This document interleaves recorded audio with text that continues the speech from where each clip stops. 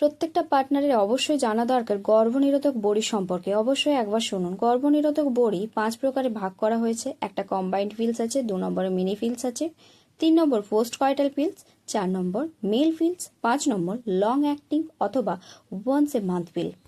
Combined pill বলতে এটি সবচেয়ে সাধারণ ধরনের। প্রতিটি বড়িতে একই পরিমাণ হরমোন থাকে।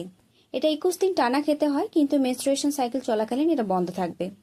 উদাহরণ হলো মাইক্রোজিনন, রিগেভিডন আর ব্রেভিনর। মিনিপিল বলতে কিন্তু এটা শুধুমাত্র প্রজেস্টেরনের থাকে। মেনস্ট্রুয়েশন সাইকেলের সময় এটা বন্ধ করা হয় না। এটা ফেলুয়ারের রেট কিন্তু হাই। পোস্ট কয়টাল পিল, এই পিলটি কিন্তু অবশ্যই যৌন মিলনের ঠিক 48 ঘন্টার মধ্যে নিতে হবে।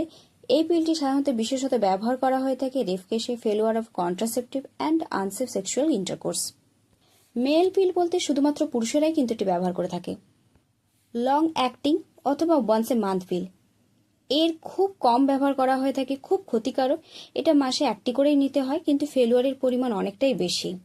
Example Moti, Choice, Suvidha, Janani, Apsara extra. Mala D and Mala N, এগুলো কিন্তু ফ্রিতে সাপ্লাই করে থাকে ফ্যামিলি প্ল্যানিং ডিপার্টমেন্ট।